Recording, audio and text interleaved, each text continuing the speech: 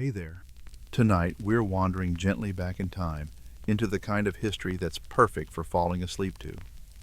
So, before you settle deeper into your pillows, perhaps take a breath, let your shoulders sink, and only if you enjoy these slow stories. Remember, you can follow along again another evening. Now, close your eyes. Imagine you are not in your own bed, but in a creaky inn somewhere along the road to Santiago. You wake to the faint rasp of timber beams groaning above you. You shuffle now into your pilgrim clothes, rough wool and heavy cloak waiting for you by the wall.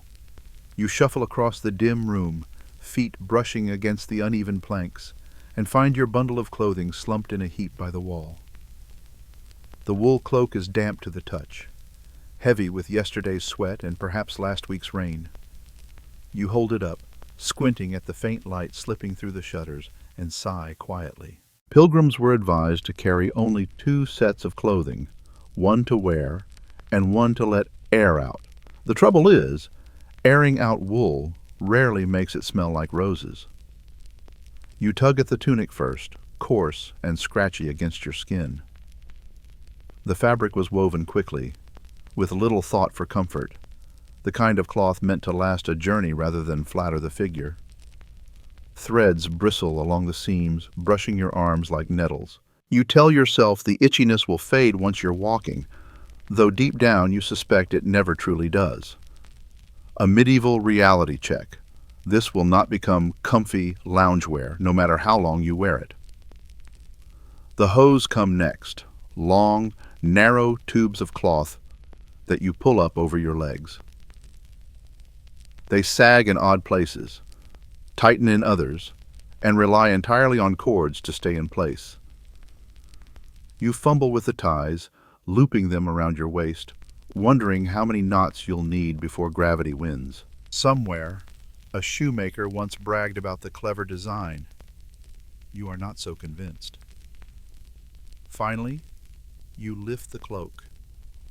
It hangs heavy, woven from layers of wool intended to keep out rain, though in practice, it absorbs more water than it repels.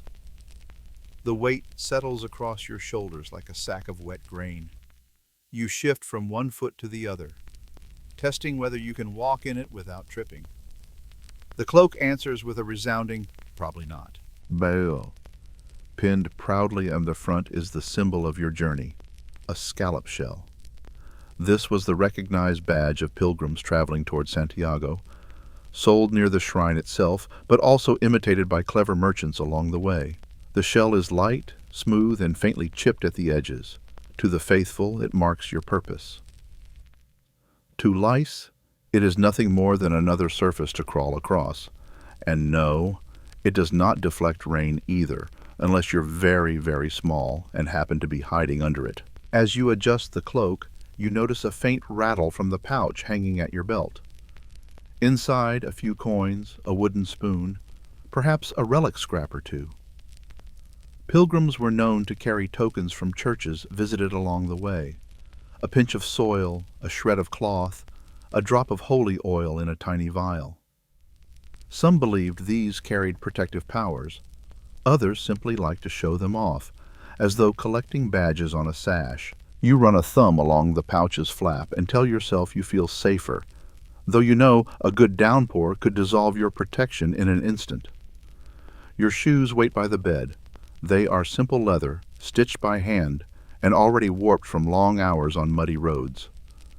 The soles are thin, softened by wear, and when you slip them on, you can feel the uneven grain of the boards beneath you. Shoemakers often pack the gaps with moss or cloth to cushion the step, but you suspect yours has long since shifted out. You wiggle your toes, resigned to the blisters that will form before noon. The inn grows livelier outside the door. Voices rise and fall. A merchant haggling over his bill, a boy calling for his master, a priest finishing a prayer. The air is full of mingled scents, smoke, damp wool, garlic from someone's sack. You fasten your belt, the leather stiff and cracked, and inhale slowly. It doesn't smell better, but at least it smells like movement, like a day beginning. As you finish dressing, you glance again at the scallop shell. There was an old superstition that carrying one could guarantee safe passage through rivers, because the grooves mirrored the rays of divine light. You rather suspect it won't stop your boots from filling with water, but you allow the thought to soothe you anyway. Pilgrimage is as much about stories as steps, after all. The cloak clings around your shoulders as you step toward the door. Each garment weighs heavy, each knot feels slightly crooked, but the ritual of dressing has done its work. You are no longer a half-asleep stranger in a shared bed. You are a pilgrim, recognizable at a glance, ready to be waved at by locals and overcharged by innkeepers alike. The ceiling is low, mottled with soot from years of smoke curling upward. Your bed is not really a bed at all, more a sack of straw spread across rough planks. Each movement rustles like dry leaves, and the straw scratches at your skin, leaving you in no doubt that comfort is not the innkeeper's top priority. Something stirs beneath you, and you realize with mild resignation that the mattress is also alive. Bedbugs, fleas, and the occasional louse are your nighttime companions. With one last tug at your belt and a quiet sigh, you shuffle toward the stairs, where the morning prayers are already gathering. You join the low chanting, words rising into the smoky rafters, and your feet carry you gently into the rhythm of the day. The stairs creak beneath your boots as you follow the faint hum of voices. At the bottom, the inn's chapel, little more than a narrow room with a low-beam ceiling, glows with candlelight. The air is heavy with the scent of tallow, faint smoke trailing upward to stain the rafters. You join the small crowd, pilgrims and locals alike, as the monks begin their morning prayers. Their voices rise in slow, measured chant. Latin syllables stretch and fall like waves, perfectly in tune, as though their throats had been rehearsed since birth. You try to follow, mumbling along, though the words slip away almost as soon as they leave your lips. The medieval church expected you to know the liturgy by heart, but you find your memory more interested in where you left your wooden spoon. The floor beneath your knees is stone, uneven and cool. You shuffle slightly, trying to find a comfortable position, and realize there is no such thing as comfort on flagstone. Pilgrims often spoke of prayer as endurance training for the soul. Today, it feels more like endurance training for your joints. Still, you bow your head, the shell pinned to your cloak tapping gently against your chest with each movement. A monk swings a censer, and the air fills with the sharp, sweet fragrance of incense. The smoke curls like threads of silk slipping through candlelight. It's meant to purify the space, to carry prayers upward. You wonder if it might also carry away the smell of unwashed pilgrims. Sadly, no miracle occurs. The scent of wool and garlic stubbornly lingers. The chant deepens, rolling through the narrow chamber, and you let yourself drift into its rhythm. It is steady, calming, almost hypnotic. This was the purpose. The Benedictine hours structured the day, with prayer at dawn, at noon, at dusk, dividing work and travel with sacred pauses. Your blistered feet may not feel sanctified, but your ears are at least soothed for a time. Beside you, a fellow pilgrim presses a small token to his lips. A wax figurine of a foot, oddly enough. He whispers a prayer and tucks it into his pouch. You recall hearing of such things, ex votos, charms offered in hope of healing a particular ailment. Feet were popular subjects for obvious reasons. You briefly consider carving one for yourself, though you suspect it might take longer than simply enduring the walk. The priest intones a blessing, his voice rising above the chant. You bow your head and feel the weight of the words, even if you cannot translate half of them. The blessing covers travelers, workers, mothers, the sick, and, thankfully, pilgrims. You wonder whether it also extends to fleas. If not, you will need a supplementary charm. As the prayers conclude, the congregation shifts to its feet. Boots scrape on stone, cloaks rustle. Someone sneezes with a violence that echoes off the rafters. You make the sign of the cross, more slowly than the others, partly out of reverence, partly out of hesitation, over which shoulder comes first. No one corrects you, though you imagine at least one monk noticed. The candles flicker as the door opens, letting in a rush of cool morning air. Light slants across the floor, dust motes spinning lazily in the beam.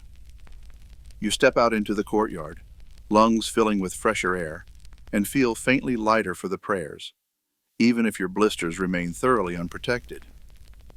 The inn bell rings softly, signaling the next rhythm of the day. Morning prayers complete, the time has come to eat, however humble the fare may be.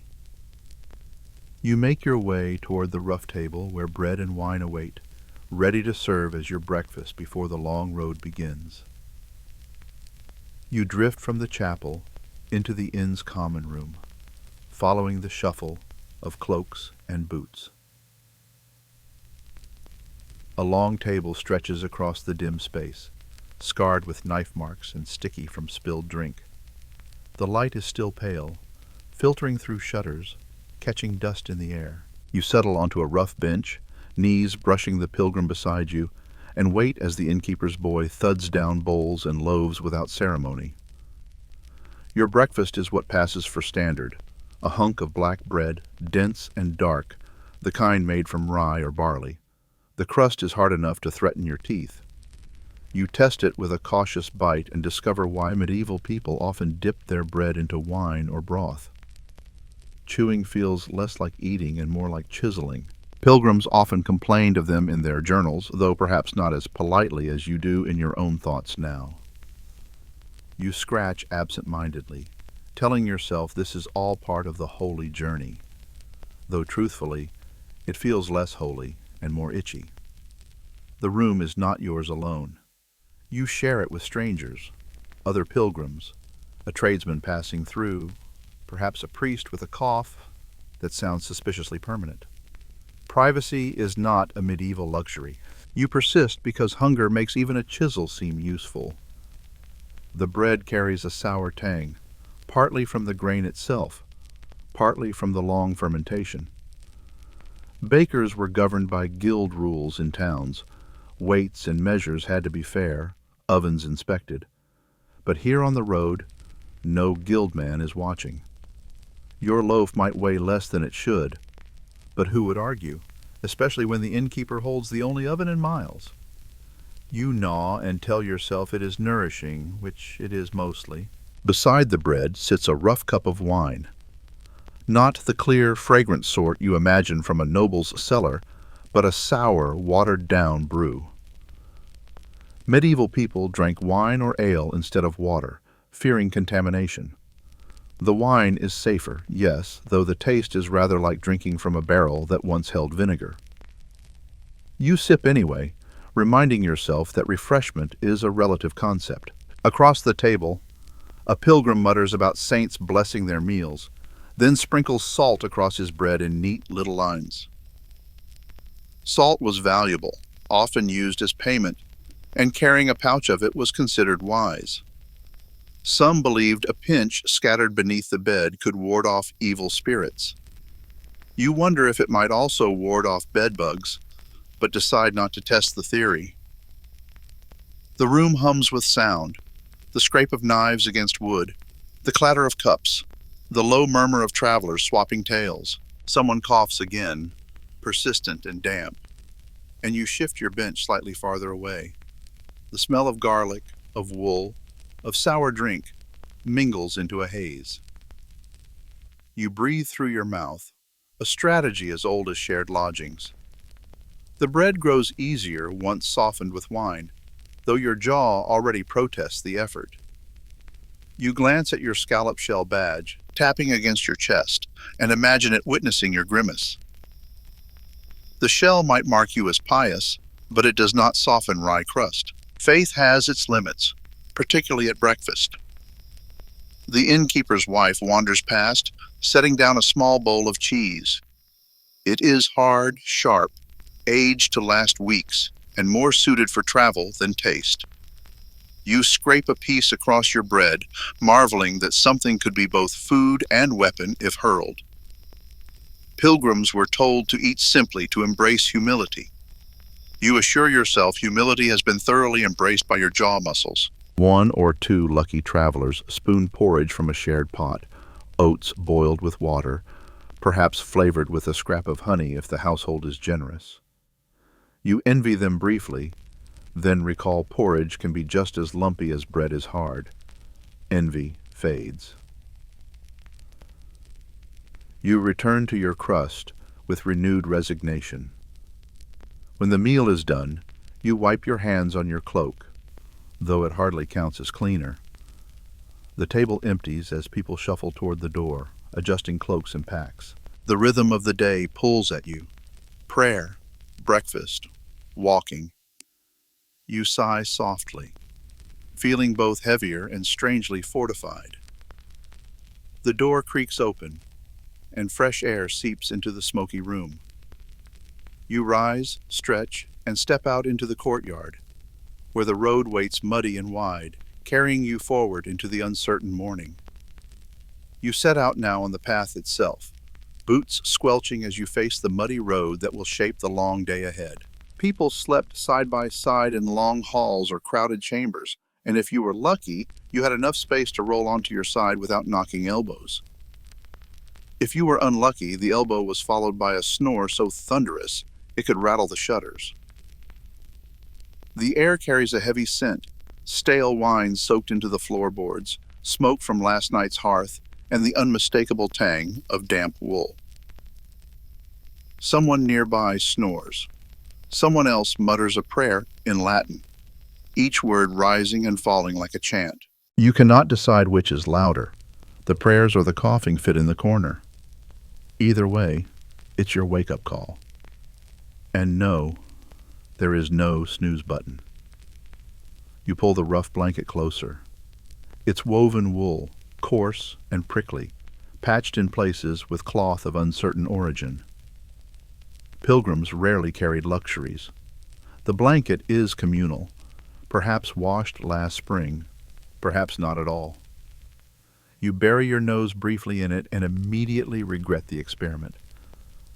A curious scent of goat clings to the fibers. You decide that fresh air will be your salvation today.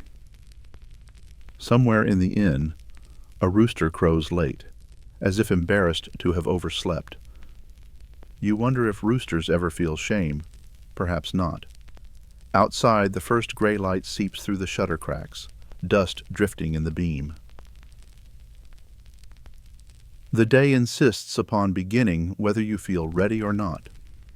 The innkeeper's wife shuffles down the hall, her shoes slapping on the boards, calling out in a voice both weary and sharp. Inns along pilgrim roads were regulated by local guilds. Rules stated they must provide a bed, bread, and wine at set prices. In practice, those rules were more suggestion than law.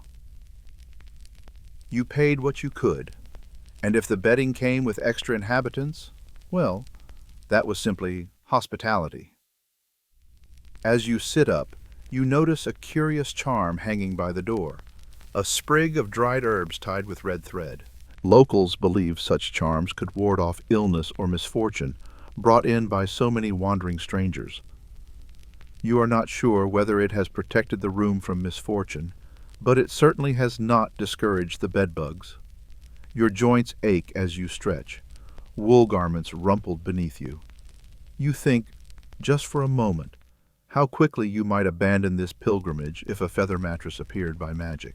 But you sigh, smile faintly at the absurdity, and remind yourself you are here for the journey, not the bedding, or so you keep repeating. Slowly you gather your strength because there is no choice. Daylight calls, and the first task is simply to rise. From the inn's doorway, the road stretches onward, promising equal parts devotion and discomfort. And so, with straw clinging to your hair and the sound of coughing still in your ears, you begin the small rituals of preparing for the day. The air outside greets you with a damp chill, the kind that seeps through wool and settles in your bones before you've taken 3 steps. The courtyard gives way to a narrow lane, then to the open road, though road is a generous description. What stretches before you is a churned ribbon of mud, rutted with cart tracks, spotted liberally with donkey droppings, and glistening faintly in the morning light. You plant one boot forward and hear it sink with a reluctant squelch. The day has only just begun, yet already your legs feel as though they've lived 3 of them. Ahead, the path curves, leading away from cottages and into open land. The mud thins, though only slightly, and the smell shifts once again. Fields stretch wide, geese honking in the distance, their wings flapping like indignant flags. You steady your step and breathe deep, preparing for whatever peculiar scents and encounters the next village will provide. You press on toward the cluster of homes ahead, where peculiar smells drift across the path and the presence of village life greets you once more. The road curves gently into the outskirts of a village, and before you see the houses, you smell them. The air changes, heavier, thicker, laced with scents that tell their own story. There is smoke from morning hearths, tangling with the sharper bite of manure. You wrinkle your nose, though there's little point. Breathing through your mouth will only let the flavor of it linger on your tongue. You step carefully past a dung heap stacked neatly against a cottage wall. Oddly enough, it's not considered slovenly.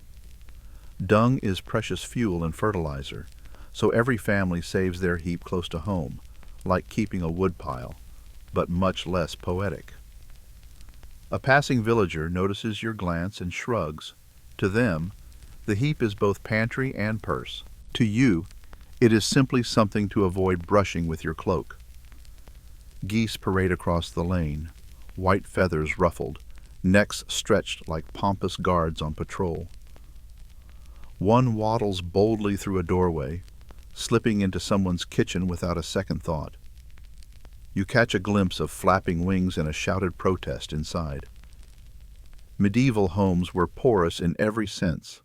No real boundary between indoors and outdoors, no certainty that what left the door would be human. You step wide, lest the goose decide your leg is the next obstacle. Ahead, a ditch runs the length of the road, meant to carry away waste. Unfortunately, the waste often outpaces the ditch. Water trickles sluggishly, carrying scraps of straw, the odd chicken feather, and an odor that does not invite close study.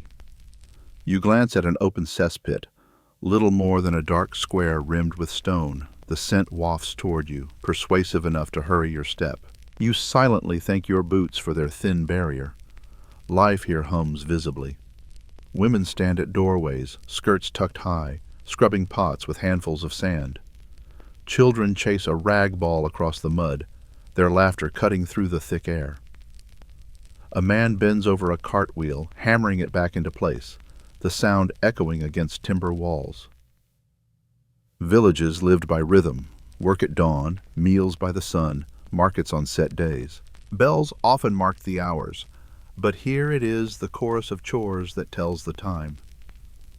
Outside one house, you notice herbs drying in bundles, sage, thyme, fennel, and a sprig you don't recognize tied with red thread.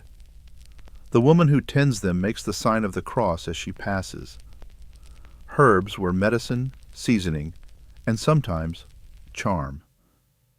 Some villagers believed hanging certain plants by the door kept witches away, or at least discouraged sickness from wandering in. You suspect the sickness might prefer to wander out, but you keep that thought quiet.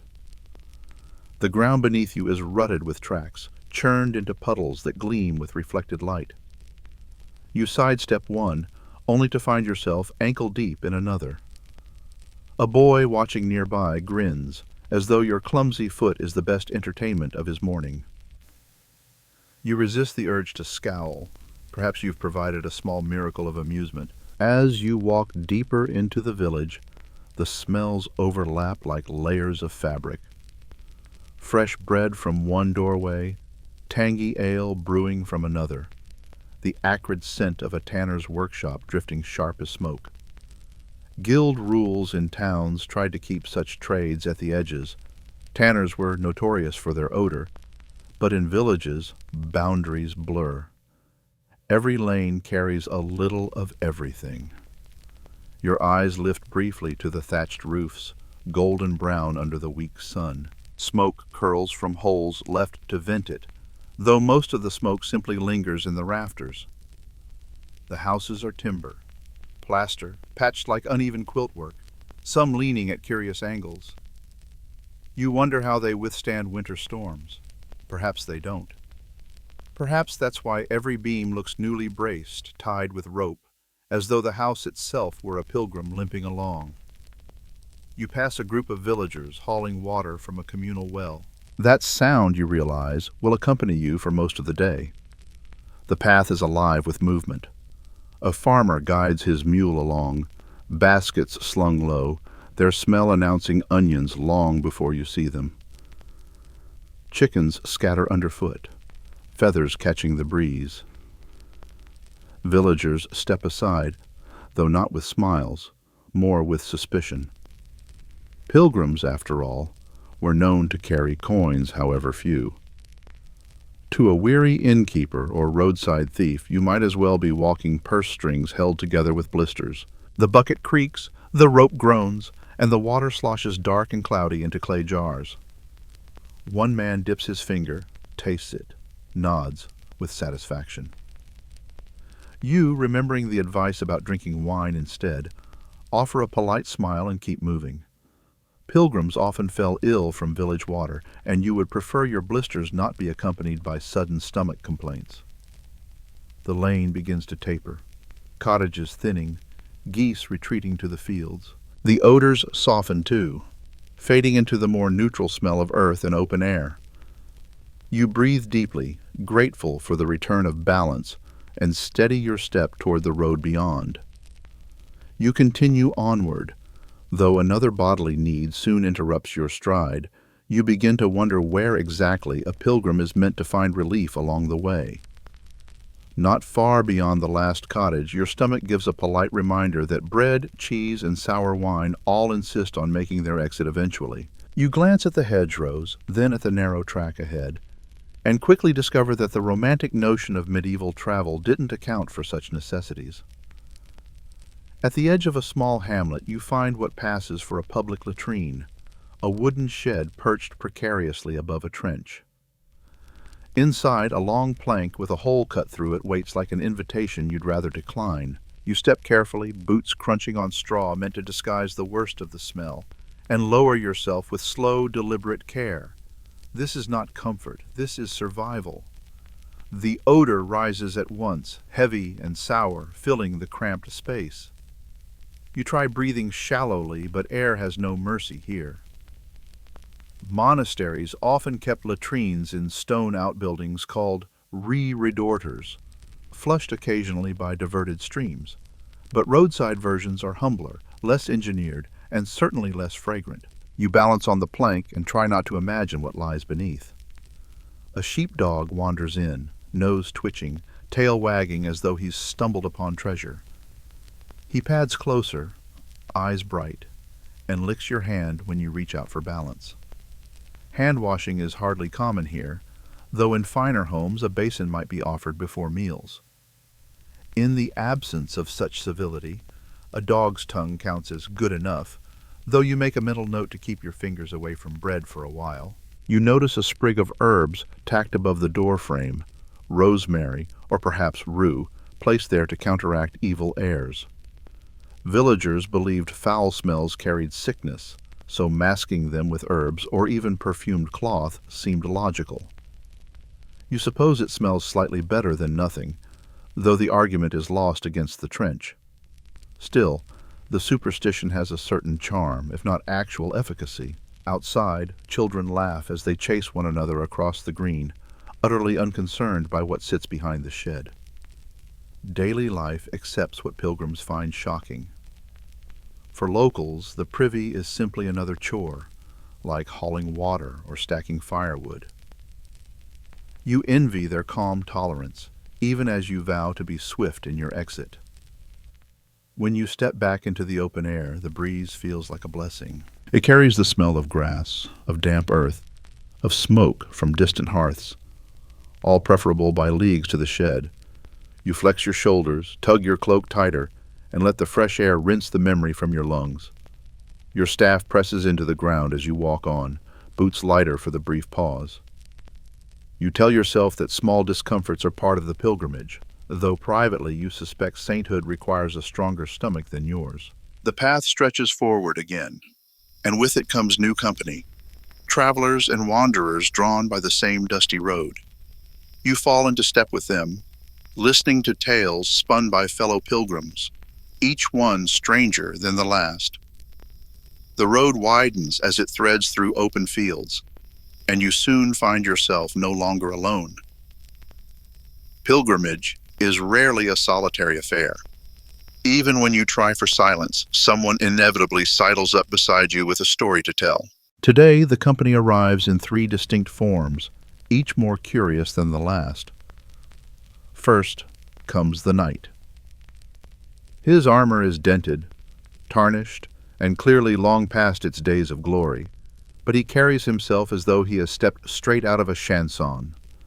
He tells you of battles fought on distant fields, his voice booming with practiced rhythm. When he claims to have once fought a dragon, you nod politely, as though this is the sort of casual detail one expects before breakfast. You grip your staff a little tighter. Pilgrims were advised to carry one, both for support and for defense, though yours looks better suited for poking at sheep than fending off trouble. Still, the staff feels solid, grounding you with each step. It is also an excuse to pause occasionally, leaning on it while pretending to admire the view. The mud deepens as the road winds past cottages. The smell shifts, wood smoke, dung, and the unmistakable tang of wet straw. You notice his dragon scar looks remarkably like a scrape from falling off a horse, but you choose not to mention it. Pilgrimages are, after all, meant to cultivate patience. The knight's tale drifts into silence, and you're quickly joined by a merchant. He is lean, sharp-eyed, with a pack clinking faintly as he walks. He offers you an onion, then names a price that makes you wonder if onions have suddenly become a currency more precious than gold. You decline, though politely, recalling that medieval markets were notorious for haggling. Guild rules in towns tried to control prices, but once outside city gates, merchants had free rein. This man clearly intends to enjoy that freedom. He smiles knowingly, as though your refusal is merely the first round of a very long negotiation. Then there is the mystic. Barefoot, robe tattered, eyes fixed somewhere beyond the horizon, he mutters fragments of psalms as he goes. The smell drifting from him suggests bathing has not featured in his devotions since Easter, last Easter, possibly the one before. Some pilgrims believed walking barefoot made their journey holier, more penitential. You try not to glance at his feet, though the sight of toes caked in layers of earth makes you grateful for even your worn boots. He looks blissfully serene, and you wonder if his serenity is simply the absence of circulation. The three companions form a strange procession, steel that glints dully in the sun, onions rustling in a sack, and bare feet slapping against the road. They talk over one another, the knight boasting, the merchant calculating, the mystic murmuring. You contribute little beyond polite nods and murmured indeeds. It feels safer that way, yet there is comfort in their presence. Bandits are less likely to trouble a group, even a ragtag one, and the stories, exaggerated or odd as they may be, fill the monotony of trudging. The knight's boasts might be nonsense, but they distract from the ache in your calves. The merchant's endless pricing schemes make your own pack feel lighter by comparison, and the mystic's chants lend a rhythm, almost like walking to the beat of a drum. A curious moment arises when the mystic plucks a wildflower from the ditch and presses it into your hand. He whispers that it will protect you from fatigue. You tuck it into your pouch, unsure whether to laugh or to thank him, perhaps both.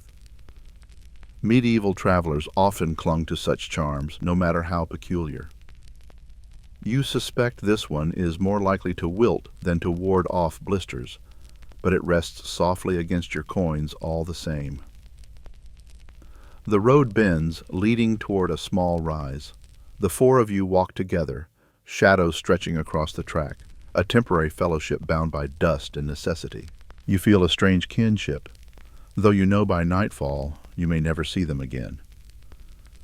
Pilgrimage is a constant rhythm of meeting and parting, stories exchanged and left behind like footprints in mud.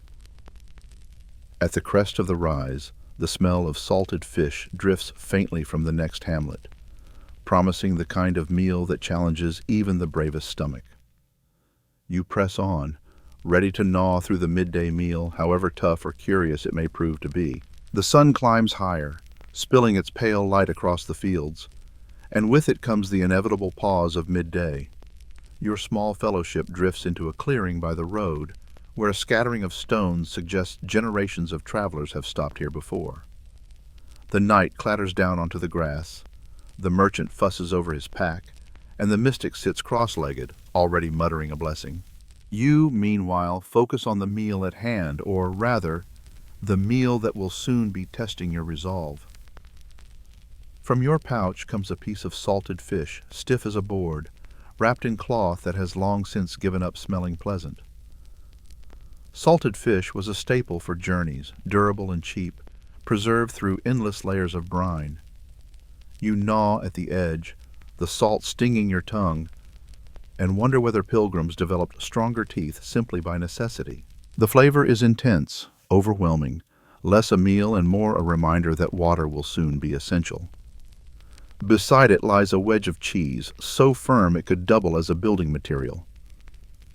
Medieval records do mention cheese used as rations for soldiers, dense, long-lasting, resistant to mold. Yours has all those qualities, though none that resemble comfort. You bite, jaw working steadily, and marvel at how food manages to be both nourishing and a small act of penance. Some villagers nod at you, their faces carved with weather and habit. Others glance at your scallop shell badge, then quickly away. A shell should earn goodwill, but on days like this, goodwill feels as rare as dry socks. You pass a cart stuck fast in a rut, wheels sunk to the hub. A man curses softly, tugging at the reins, while a boy hurls handfuls of straw beneath the wheel. Carts bogging down were a common sight. Roads were maintained sporadically, if at all. Every chew feels like a devotional practice. The merchant, of course, eats with more flair. He produces dried fruit, figs or perhaps dates, clearly imported, clearly more expensive than anything you carry. He chews slowly, savoring the sweetness, while pretending not to notice the jealous stares from everyone else. You remind yourself that gluttony is frowned upon, though envy seems to be getting a free pass today. Nearby, the knight pulls at a strip of tough bread, dunking it into his wine to soften it. He explains, unprompted, that soldiers often did the same, since chewing hardened bread in the field could break a tooth. He grins proudly, revealing the very tooth that looks suspiciously cracked. You nod solemnly, as though this is such advice you'll cherish forever, even though you're already regretting every bite of your own cheese. The mystic, true to form, declines food entirely for a time, sipping only from a gourd of water. He murmurs about fasting as purification, eyes closed, face tilted toward the sun. Yet after a long silence, he does quietly accept a piece of your salted fish, chewing with such devotion that you can almost believe holiness makes it taste better. Almost. The air is filled with mixed scents, briny fish, sour wine, a trace of smoke from a nearby cottage. Birds circle overhead, hopeful for scraps. One swoops low, eyeing your cheese as though it, too, is considering a test of jaw strength. You tuck it closer, unwilling to surrender something you've worked so hard to gnaw. You pause, hand brushing your pouch where the wildflower charm still rests. Some believed that chewing certain herbs alongside heavy meals eased digestion.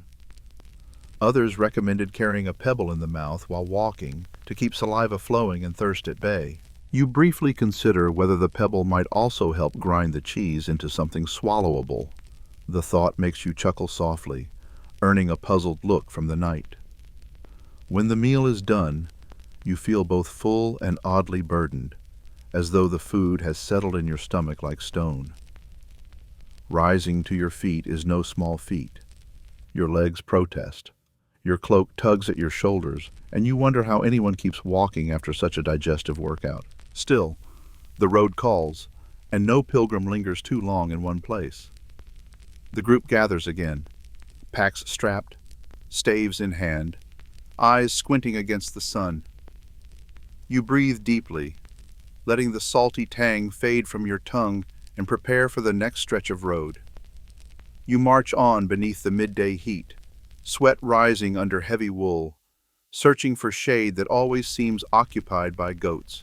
The road stretches long and pale beneath the midday sun, and already you regret every stitch of wool clinging to your body.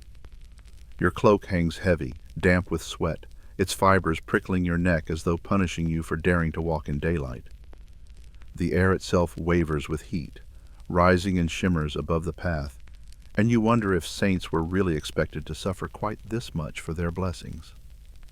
Each step presses dust into the leather of your boots. The once glistening mud has hardened into cracked plates, crunching beneath you with each stride. Dust clings to your skin, catches in your throat, and blurs into sweat until you're unsure if you are walking or slowly baking. Pilgrims were warned that wool was both shield and burden, protective against chill mornings, oppressive under blazing skies. You think, with some bitterness, that no one mentioned the smell. You lift your eyes toward a copse of trees, their leaves swaying in the faintest breeze. Shade beckons, but as you draw near, you discover the trees already claimed by a herd of goats. They lounge in the cool patch, chewing methodically, eyes half-lidded yet keen enough to track your every move. One fixes you with the look of a gatekeeper, as if to say, "The shade belongs to us." You weigh your options and wisely decide not to challenge a creature with horns. The knight, trailing behind you, removes his helmet and wipes his brow, muttering that crusading under the Levant sun was no worse. You suspect this tale is exaggerated, given that he is already red-faced and panting. The merchant fans himself with a scrap of parchment, calculating whether the heat justifies charging more for onions. The mystic, barefoot still, seems oddly unbothered, though his dust-caked toes suggest otherwise. Sweat drips down your back, soaking the linen beneath the wool. Kings might decree repairs, but in truth it was local peasants who patched potholes, often only when pressed by guild officials or weary travelers. You consider helping, but then recall how little leverage one pilgrim offers against a wagon load of turnips. You shuffle politely past. Along the roadside, charms hang from door frames, small bones tied with thread, sprigs of herbs dangling like peculiar decorations. You tug at your collar, though relief is brief. In towns, guild rules dictated when markets must close on hot days, partly to spare laborers, partly to protect goods from spoiling. Out here, there is no market bell to end your toil. Only the road, indifferent and long, carrying you forward with no promise of rest until evening. A cicada whines from the grasses, its rhythm steady, hypnotic, as though mocking your own faltering pace. The sound blends with the distant clanging of a bell, perhaps from a chapel hidden beyond the fields. Bells mark not only prayer but time itself, anchoring travelers to a rhythm larger than their own footsteps. You try to let the sound soothe you, even as the sun blazes down with stubborn ferocity. You recall hearing that carrying a piece of iron in your pouch could protect against sunstroke, the cool metal drawing out the heat. Whether true or not, you only have a wooden spoon and a wilting wildflower charm. Neither feels especially convincing. Still, you touch them both, just in case. Pilgrims were known for their peculiar faith in small objects. You are now firmly among them. Your tongue grows dry, the salt of the earlier fish meal still clinging. You long for water, even sour wine, anything to cut the parched feeling. The merchant sips noisily from his flask, making a show of it, while you avert your gaze. Better not to envy too loudly.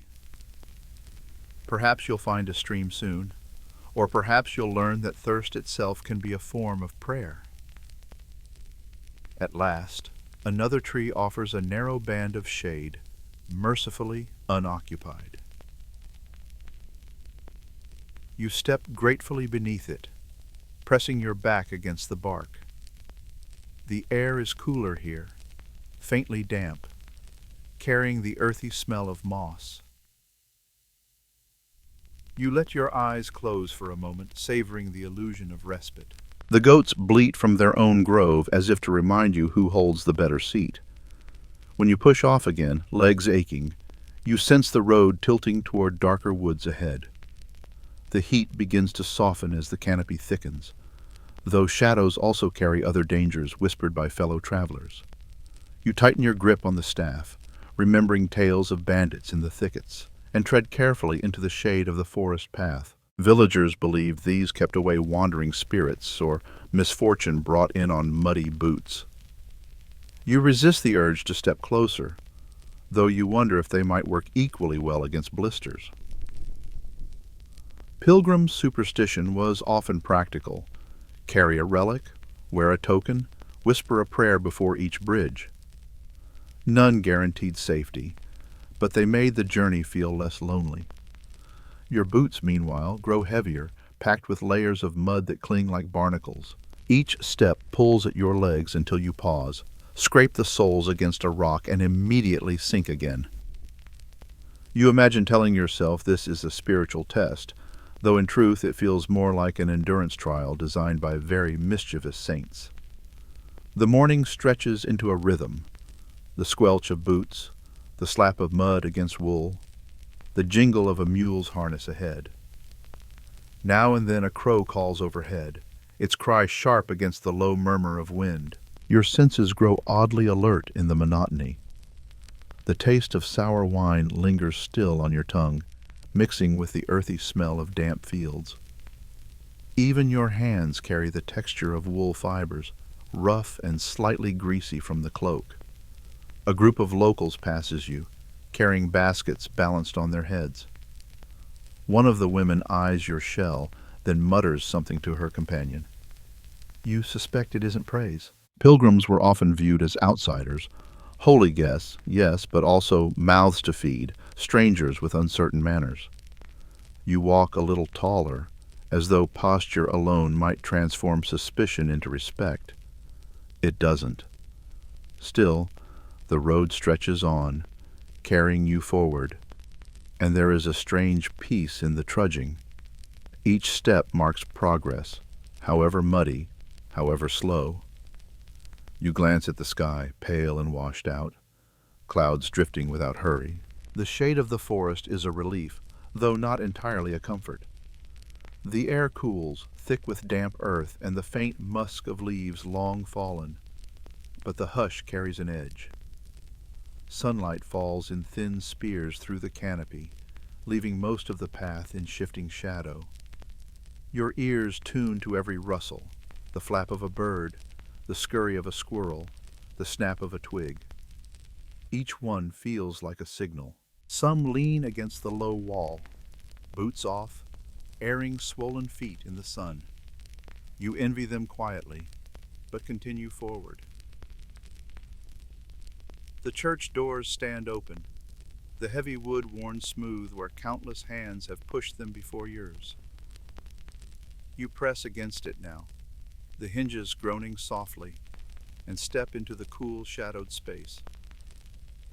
Inside, the air is cooler, heavy with incense burned earlier in the day. Candles flicker in iron stands, their wax dripping in patient streams down to the stone floor. The light glows dim and gold, wrapping the carved saints in an aura that feels almost alive.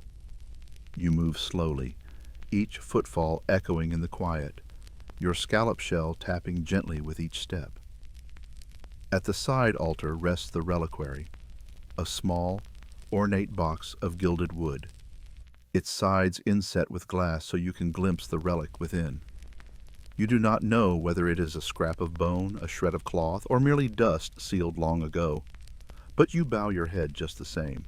Pilgrims came for such moments, the brush with the divine through ordinary objects. You reach out, fingers grazing the glass, the cool surface grounding you, even as you imagine its holiness seeping into your weary skin. Beside the reliquary sits the offering box, its lid worn smooth from centuries of coins dropped through its narrow slit. You slide one of your few copper pieces inside, hearing it clink against others hidden in the dark. The sound feels both humbling and faintly disappointing. It does not seem like much of a bargain for divine protection. Still, you stand straighter afterward, as though the coin bought at least a little courage. Around you, others pray aloud, words tumbling in Latin, in local dialects, in whispers and chants. You keep yours silent, shaped only in thought, a plea that the saint might notice your feet more than your motives.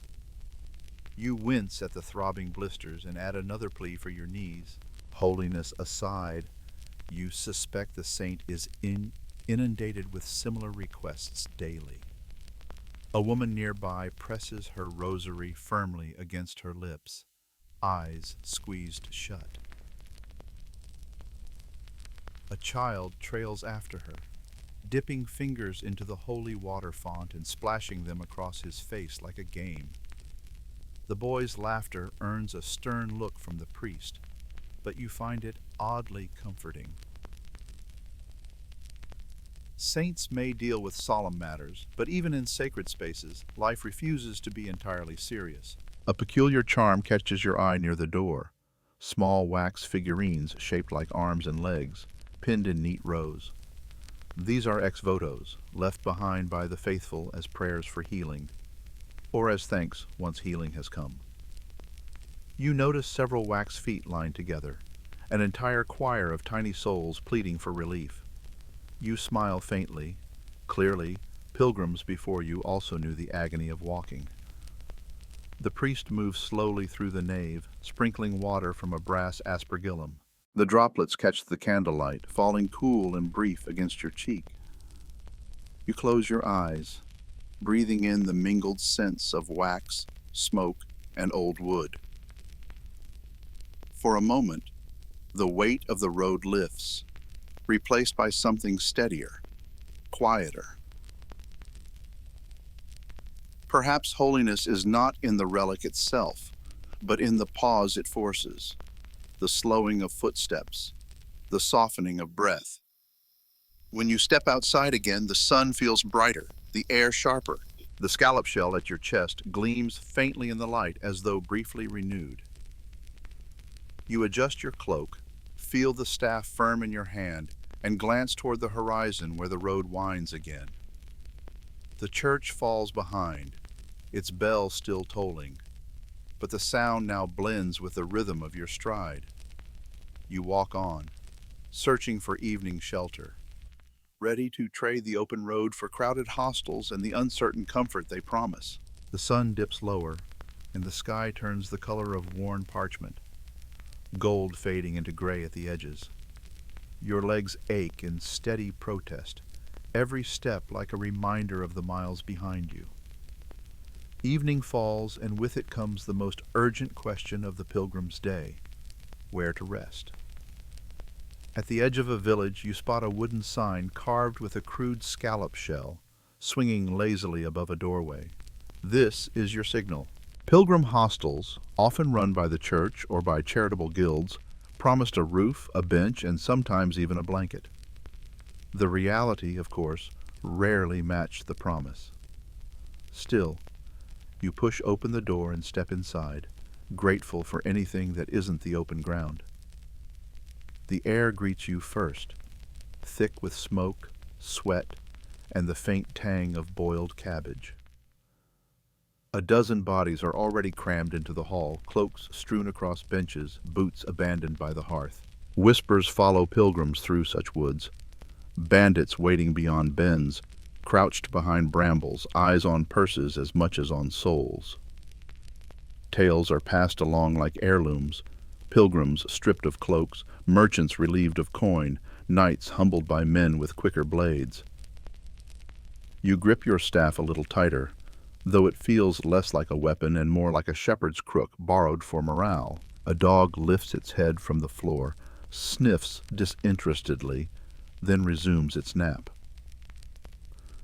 You slip into a narrow gap on a straw mattress laid along the wall, squeezed neatly between a coughing peasant and a priest whose snores have already begun.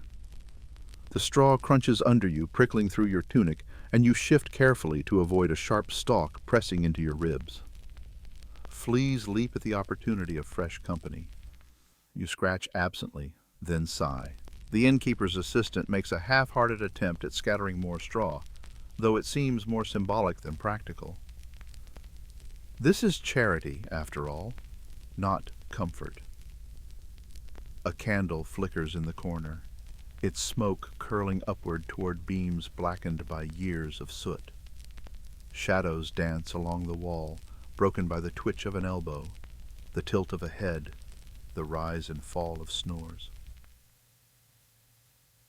Someone mutters a prayer in Latin, while another hums softly, perhaps to calm a restless child. The mix of sounds is strangely lulling, though the cough beside you breaks the rhythm every few minutes. You remind yourself that pilgrims in earlier centuries had it worse. Before hospitals and hostels grew along the roads, travelers often lodged in barns, sharing straw with pigs and chickens. You glance sideways at the peasant, his hacking cough rattling like loose boards, and decide that pigs might not be such a downgrade after all. Still, the roof above keeps out the night air, and that is reason enough to stay put. On the far side of the hall, a wooden chest stands chained to the wall, guarded by a weary friar. It is the alms chest, meant for storing donations to keep the hostel running. Rules posted by church councils forbade innkeepers from charging pilgrims, though donations were strongly encouraged. You finger the few coins left in your pouch and decide to wait until morning, when generosity may come easier. A curious detail catches your eye above the doorway, a sprig of juniper tucked into the beam. Local superstition held that juniper kept away demons and foul airs. You wonder if it also works on snores. Judging by the priest beside you, it does not. His rumbling vibrates through the straw like distant thunder. The coughing peasant rolls onto his side, muttering in his sleep. You turn your face the other way, pulling the coarse blanket higher. The wool scratches your chin, but at least it hides the worst of the smell: sweat, smoke, and something faintly sour. You inhale through the fabric, convincing yourself it is an improvement. As the hall settles, you close your eyes, letting the murmur of voices and the crackle of the hearth blur together. Outside, the night deepens. A dog barks once, and then silence claims the village. Inside, the symphony of snores continues, joined by the creak of beams and the occasional cough. It is not comfort, not truly. But it is shelter, and in the world of pilgrims, that is blessing enough. You drift toward restless sleep, though before the night deepens fully, you attempt a wash of sorts, an evening ritual as meager as the shelter itself. Before surrendering fully to the scratchy embrace of straw, you rise again, drawn by the faint promise of cleanliness. At the far end of the hostel, near the door, a bucket of water waits, set out more from tradition than from enthusiasm. The surface reflects the candlelight in shaky ripples, bits of straw and perhaps an insect or two floating on top. You tell yourself firmly, water is water. You cup your hands and splash your face. The shock is immediate, cold slapping against warm skin. washing away a layer of dust but replacing it with goose flesh. Droplets trace down your neck, slipping beneath your tunic where they feel less refreshing and more invasive. Still, the grime loosens, and for a brief moment you resemble someone less road-worn, though the bedbugs will not likely be fooled. Next, you tug at the laces of your boot, peeling it off with effort. Your ankle sighs with relief as it emerges, pale and swollen from the day's march. You dip it hastily into the bucket, the chill rushing up your leg. The water clouds instantly, tinged with dust and road grit. You scrub once, briskly, then decide that one ankle is a respectable achievement. In the unwritten Pilgrim Handbook, this counts as a full bath. A boy nearby dunks both arms in up to his elbows, splashing his friends. Laughter erupts, then is hushed by a friar's stern glare. The children scatter, leaving a trail of droplets across the packed earth floor. You smile faintly, reminded that water is not only for cleansing, but also for play, even when it carries more dirt than it removes. Medieval people rarely bathed as you would imagine. The road narrows at a stream crossing, where a crude bridge of planks and rope stretches across the water. Two guards linger at the far side, spears planted firmly in the ground, their eyes assessing each traveler as though measuring coinage by sight alone.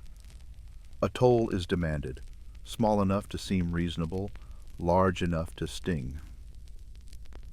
Bridges were often maintained by local lords, and those lords seldom missed a chance to profit. Full immersion was a luxury of bathhouses in larger towns, and even there, clerics sometimes frowned on the indulgence. Instead, washing was practical: faces, hands, and perhaps feet. The rest was left to linen shifts, believed to draw out the dirt. You glance down at your own tunic, which seems more inclined to hold dirt than remove it, and wonder whether the theory has ever truly been tested. By the door, an older woman rubs her arms with a rag soaked in vinegar water, muttering about keeping illness away. Folk wisdom held that sour scents could guard against pestilence, a curious cousin to the belief that sweet herbs at doorways kept evil spirits out. The sharp tang drifts across the room, cutting briefly through the smoke and sweat. You breathe it in, half hoping it might work on snores as well. When your turn is over, you pat your face with the corner of your cloak. The wool is coarse, smearing more than drying, but the ritual feels complete. Your skin tingles faintly from the cold. Your ankle breathes easier, and for a fleeting moment you almost feel human again. Almost. The bucket stands behind you, waiting for the next weary soul, its surface once more still and deceptive in the candlelight. You step back toward your patch of straw, settling between the cough and the snore, cloaked now in the fragile illusion of freshness. Above, the beams creak, the fire whispers, and the long day slides toward its end. You lie down again, only to notice the murmur of women's voices at dusk, wives, innkeepers, mothers, weaving their own work into the evening's quiet rhythm. The light outside dims to a soft violet, filtering through the cracks in the shutters and painting long stripes across the hall. As you settle once more onto the straw, the hostel stirs not toward silence but into another rhythm, the voices of women carrying the evening. At the hearth, the innkeeper's wife ladles broth into wooden bowls, her ladle moving with the precision of someone who has measured hunger 1,000 times.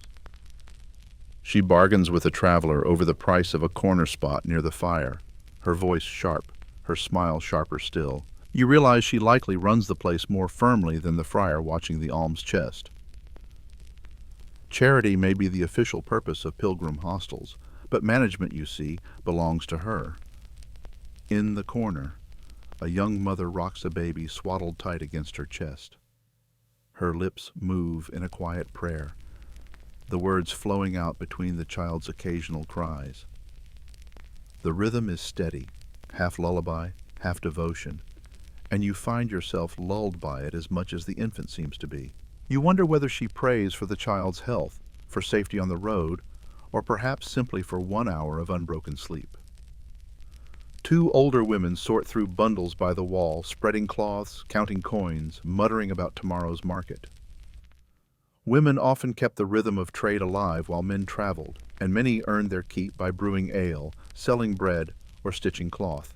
Their voices rise and fall like the drone of bees, brisk and efficient, occasionally breaking into laughter sharp as flint. You smile faintly. Whatever hardships the road brings, their wit seems unshaken. You recall hearing that in some towns, wives of guild members were permitted to take over the trade if their husbands died, keeping workshops alive. It was a reminder that skill and survival often outweighed rules written by men. Here, in the half-light of a crowded hostel, those truths hum quietly in the cadence of female voices. A girl slips past you with a basket, collecting scraps from the floor to feed the pigs outside.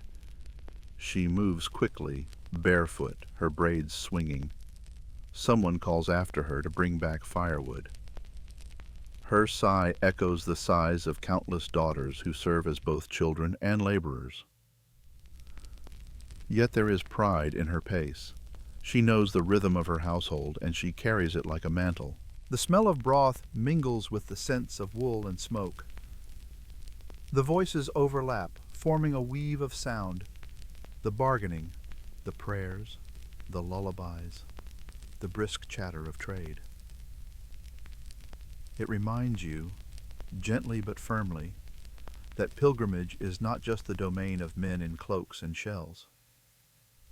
Women walk the road too, some as pilgrims, some as caretakers, some as the anchors of every village you pass. For a moment you let the sound wash over you, steadying your breath. You drop a coin reluctantly into a wooden bowl, the clink echoing louder in your ears than it ought. The knight in your company pays with dramatic flair, as though tossing alms at the poor. The merchant counts carefully, lips pursed, clearly wishing to haggle even here. The barefoot mystic, of course, has nothing to offer. He bows, murmurs a blessing, and astonishingly the guards wave him through without a word. You note this with quiet irritation. Apparently holiness is worth more than copper. The cough of your neighbor softens in the background. The snore of the priest turns rhythmic. But it is the women's voices that set the true cadence of dusk, an undercurrent carrying the hostel into night. You close your eyes, thinking not of relics or saints, but of the countless unseen hands that make the journey possible. Hands that stir broth, rock infants, haggle for firewood, and keep the lamps burning. Outside, the last light fades, and the evening drifts deeper. You overhear hushed talk of sickness now, rumors of fevers in nearby towns, and the weary groan of a pilgrim collapsing against the wall. The hostel quiets, but never fully. Dusk softens into evening. The fire burns low, and shadows crowd the rafters. Yet the silence is stitched with murmurs, low voices at the edges, trading news in half-whispers. You lean against the wall, eyes half closed, when the words reach you. Fevers, someone says. A sickness running through a town not far down the road. They speak of houses shuttered tight, markets hushed, and bells tolling more than prayers. The voices drop further, as though speaking too loudly might invite the fever to follow them here. You shift uneasily, cloak pulled closer, as though wool might guard against invisible air. Across the room, a pilgrim slumps against the straw, his face pale, lips cracked. For a moment the hall stiffens, travelers watching, waiting to see if it is exhaustion or something darker. A friar kneels beside him, placing a damp cloth against his brow. The man mutters about blisters, about miles walked without rest, before slipping into uneasy sleep. You exhale, relieved, though the cough nearby makes you wonder whether relief is only temporary. Medieval healing was a patchwork of practices: herbs steeped in broth, charms tied around wrists, prayers spoken over the body. One woman pulls a small pouch from her gown and presses it to her lips before tucking it beneath her sleeping child. It rattles faintly with dried lavender and rosemary. She believes it will keep sickness at bay. You wonder if faith itself has weight enough to tip the scales. In the corner, the vinegar woman from earlier dabs her rag again, pressing it to her hands, to her neck, muttering about bad airs. The sharp scent cuts briefly through the heaviness of the room, though you suspect it is more comfort than cure.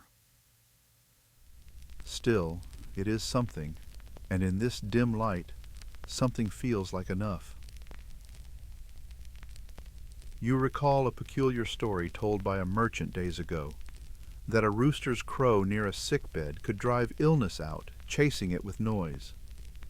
You find yourself wishing for the rooster you heard that morning, late to crow, but perhaps eager to help if summoned. Alas, you are left with snores, which may scare away sleep but seem unlikely to frighten a fever. The murmurs continue, of healers in towns who charge too much, of saints whose relics are said to cure the faithful, of neighbors burying charms beneath thresholds. You lie still, letting the rhythm of their voices roll over you, both soothing and unsettling. Each word is wrapped in uncertainty, every remedy a mixture of memory and hope. The coughing peasant beside you stirs again, his breath rattling softly. You turn your face to the priest on your other side, still snoring serenely, and decide there is little point in worrying. The road is full of risks. If you stopped for every rumor of illness, you would never move again. Instead, you close your eyes, whisper a brief prayer, and let the warmth of the fire steady you. Herbs, charms, and optimism, these are the cures at hand. Perhaps they will be enough to carry you through another day. Outside, the night deepens, wrapping the hostel in stillness, though sleep for you is a restless bargain. You lie awake scratching at fleas, lulled by snores and murmured prayers, and begin to wonder whether holiness is measured by endurance more than devotion. The fire burns down to glowing embers, sending faint orange light across the beams, and the hostel folds into its nighttime rhythm. It is not quiet, never quiet, but a patchwork of sounds layered upon one another. Snores rise and fall like waves. A cough punctuates the air at regular intervals. Somewhere, someone whispers a prayer in the half-sleep of habit, words slurring together into a chant that never quite ends. You lie on the straw, staring at the ceiling, your cloak pulled up to your chin. At first, the rough fibers of the blanket scratch your skin. Then the scratching takes on a life of its own. Past the bridge, the forest closes in again.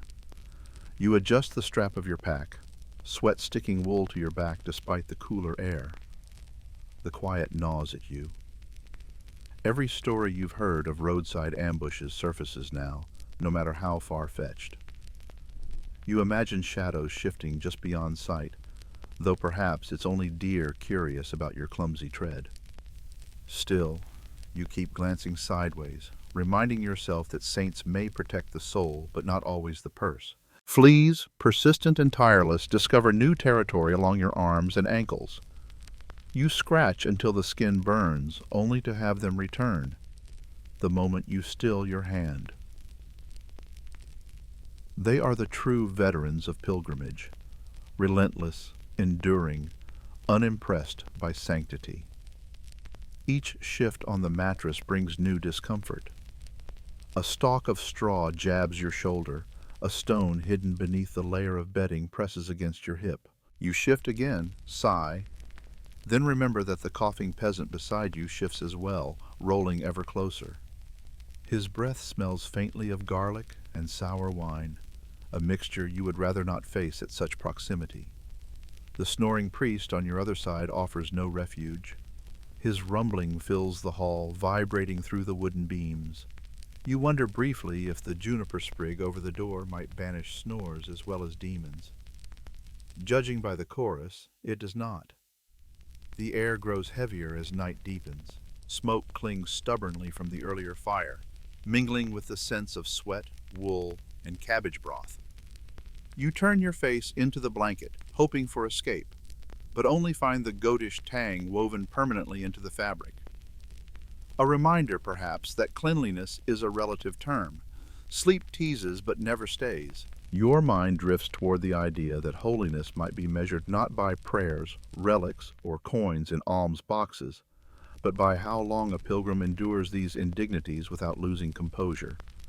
Fleas as penance, snores as devotion, garlic breath as a test of faith. If that is the true path to sanctity, then you are halfway to sainthood already. You close your eyes again, focusing on the softer sounds, the murmur of a lullaby, the shifting of the wind outside, the faint drip of water from a leaky roof beam. In those small rhythms there is a kind of peace, even if imperfect. The body remains restless, but the mind softens, lulled by the constancy of shared discomfort. Eventually, exhaustion edges in around the itching, the noise, the smells. You surrender not to comfort, but to sheer necessity. Holiness may not require screaming, but survival certainly requires sleep. And so, with fleas as companions and snores as lullabies, you drift slowly, heavily, toward the end of another pilgrim's day. You surrender at last to the darkness, the toll of distant bells carrying you into uneasy dreams of the road still ahead. At last, the hostel grows still enough for your body to admit what your mind has been resisting. The long day is done. The embers at the hearth collapse into ash, glowing faintly like tired eyes refusing to shut. Shadows deepen along the rafters, and the hall breathes in unison, the ragged inhale of dozens of sleepers pressed together in a single room. You let your eyes close, not out of comfort, but out of surrender. The straw shifts beneath you, rough against your cheek, prickly against your hands. You curl tighter into your cloak, willing it to shield you from the fleas, the coughs, the garlic-scented breaths wafting across the straw. The scallop shell at your chest presses cool against your skin, a small, hard reminder of the purpose that drags you forward. Somewhere in the distance, a bell tolls. Not loud, but steady, rolling across the night like a ripple over water. It might be a monastery marking the hour, or perhaps a church watching over its village. The sound lingers, long after the bell itself has stilled, and in the half-dream where you hover, it becomes almost a heartbeat. Your thoughts drift to the road ahead. More muddy ruts, more sour wine, more hostels filled with coughs and charms. And yet, beyond all that, Santiago. The shrine of St. James, the reason your shell is pinned to your cloak, the reason your legs stumble forward day after day. You cling to that thought, letting it settle over the aches, the itch, the heaviness in your limbs. Still, another truth whispers in the dark. You are not certain you'll last the week. Your feet throb as though they've walked double the distance. Your back groans, your patience frays. Survival feels like its own kind of pilgrimage. You chuckle silently at the thought, though the sound is more exhale than laugh. No one stirs. The cough beside you rattles once, then fades. You recall a superstition told by another pilgrim days ago. Carrying a clove of garlic at your belt could drive away both thieves and evil spirits. The logic seemed thin, though you begin to wish you had tried it. At the very least, it might drive away unwanted company of a different sort, bedbugs perhaps, or the merchant's onion breath. The path climbs gently, your legs straining, your ears still pricked for movement. The forest thickens, dampness rising, moss clinging to stones like velvet. The priest's snore resumes its steady drone. A child sighs in sleep, and a dog pads briefly across the hall before circling down at the door. These sounds blur together, a lullaby stitched from ordinary discomfort. Against all reason, you find yourself calmed. Your breathing slows, each inhale deeper, each exhale softer, until even the fleas seem to move more gently. The shell at your chest is heavy now, not with holiness, but with the weight of sleep finally claiming you. And so you drift, through the scratching straw, the muttering prayers, the toll of distant bells, toward rest, uneasy, but real. Santiago may wait, or it may not. For tonight, what waits is sleep, and that is enough. The darkness folds in fully, carrying you away from the hostel, into silence, into dreams, where no blisters ache and no cloaks scratch. Now, the day fades, and the long road softens into memory. The rough straw and restless fleas fall away, replaced by a gentler quiet. Imagine the fire's glow dimming to embers, warm but no longer sharp, just a steady presence at the edge of your dreams. Your body loosens, as though the heavy wool cloak has finally slipped free from your shoulders. The aches in your legs, the throb of your feet, the sting of dust and sweat, each eases slowly, steadily, until only a gentle heaviness remains, grounding you. The sounds settle too. Snores blur into a low hum like distant waves. The toll of the bell echoes once more, then fades, leaving only silence stretched wide as the night sky. The air is cool now, calm, no longer heavy with smoke, only carrying the faint scent of earth and moss. You breathe slowly, in, out. The rhythm of walking, but easier, softer, requiring no effort at all. Each breath takes you further down into rest, into the kind of sleep that holds you without question. And as you surrender fully, you hold to the simplest thought. The journey continues tomorrow, but tonight you are safe. The road waits patiently. Santiago can wait too. For now there is only stillness and sleep, and the gentle hush of history folding you into its arms. End of script. Sweet dreams. Birds call in brief bursts, but even they seem subdued. Your hand brushes the scallop shell on your cloak, a reminder that you are marked as a pilgrim, supposedly protected by your sacred destination. You wonder how convincing the shell looks to anyone holding a dagger. Eventually, the trees thin, spilling you out onto a ridge where the air feels lighter. The road stretches open again, a ribbon of dirt winding toward the steeple of a church in the distance. The sight steadies your breath. Churches along the route offered not only prayers but refuge. Their bells and relics reminded weary travelers that sanctuary was never entirely out of reach. You take another step forward, grateful for the openness, the sun on your shoulders, the sight of a holy building waiting with its doors ajar. You press onward, ready to touch relics with reverence and drop your coin in the box, hoping some saint is listening to your weary feet. The ridge road slopes gently toward the church, its stone walls rising pale against the landscape. The steeple points upward, weathered yet steady, as though it has been watching over travelers for centuries.